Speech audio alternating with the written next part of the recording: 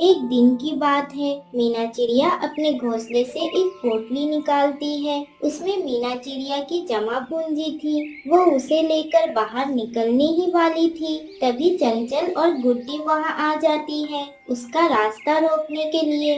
अरे मीना, तुम कहाँ जा रही हो? और इस पोटली में क्या है जो तूने इतनी जतन से बांध रखी है?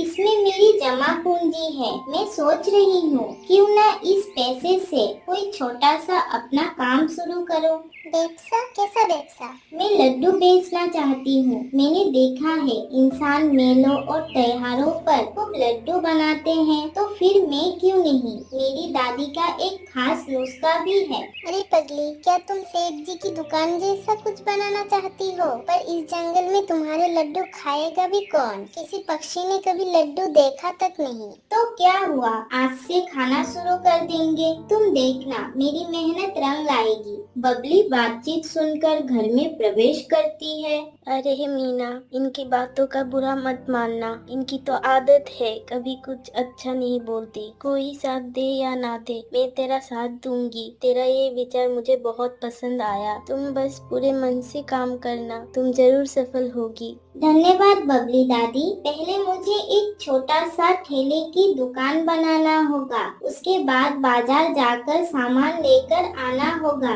बहुत काम है। रुको, तुम्हारे साथ मैं भी चलती हूँ।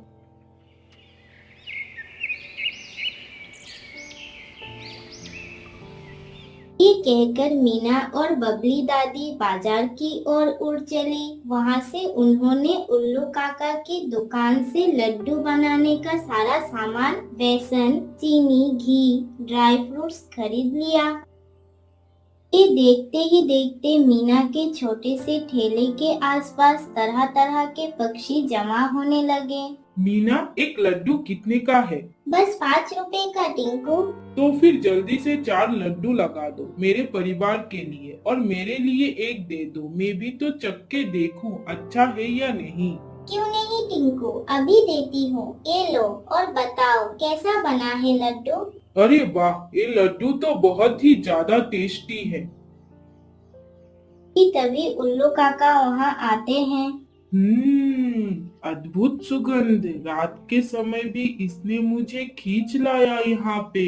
मुझे भी एक पैक कर दो बच्ची।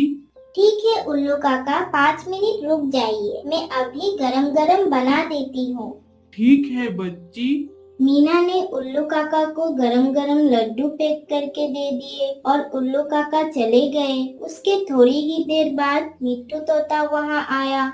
क्या बात है मीना, तुम्हारे लड्डू का महक तो पूरे जंगल में गूंज रहा है। और तुमने आज ही ठेला लगाई और आज ही इतने सारे कस्टमर आ गए। ये तो बहुत अच्छी बात है। मीना, ऐसे ही मेहनत करती रहो और मुझे भी एक प्लेट लगा दो लड्डू। मुझसे तो अब रुका भी नहीं जा रहा है। धन्यवाद मिट्टू, जरूर मैं अभी एक प्लेट लगा देती हूँ लड्डू। मीना ने सबको गरम गरम लड्डू परोसे। उसकी दुकान पर रोज भीड़ लगने लगी। सारे जंगल में उसके स्वादिष्ट लड्डू की चर्चा होने लगी। दूसरी ओर ये सब दो कौवा कालो और बालो एक अंधेरी डाल पर बैठकर ईर्ष्या भरी नजरों से देख रहे हैं। देखा बल्लू, आज इसकी दुकान पर इतनी भीड़। अगर ऐसा ही चलता रहा तो ये छोटी सी चिड़िया जंगल में सबसे अमीर बन जाएगी और हमारी कमाई पर पानी फिर जाएगी। कोई हमें क्यों पूछेगा। का इसका नुस्खा चाहिए। आज रात हम चुपके से इसके घर में घुसेंगे और इसका सारा मसाला और सामान चुरा लाएंगे, साथ ही उसकी नुस्खा वाली किताब भी। फिर देखेंगे ये कैसे लड्डू बनाती है। तुम सही कह रहे हो बल्लू, ये बहुत अच्छा आइडिया है। रात होते ही वे दोनों मीना के रसोई घर में घुस गए। लो, ये लो सारा सामान। अब जल्दी से सब उठाकर भाग चलते हैं। हा हा हा, जल्दी चलो वरना मीना आ जाएगी। अचानक कुछ गिरने की आवाज आती है और मीना वहां जाते ही दोनों कौवे को देख लेती है। तुम दोनों यहाँ इस वक्त क्या कर रहे हो? अरे, हम तो लड्डू खरीदने आए थे। झूठ, चोरी करने आए थे तुम लोग। अब मैं उल्लू काका की मदद से तुम्हें जंगल की पंचायत के हवाले करूँगी। नहीं, माफ कर दो मीना, हमसे बहुत बड़ी गलती हो गई। हम कुछ भी करेंगे, बस इस बात को यही खत्म कर दो। पंचायत में हमारी बहुत बेइज्जती होगी। ठीक है, अगर तुम चोरी का ख्याल भूल जाओ और ईमानदारी से मेरी मदद करो तो मैं तुम्हें माफ कर दूंगी। मेरे पास काम भी बहुत है।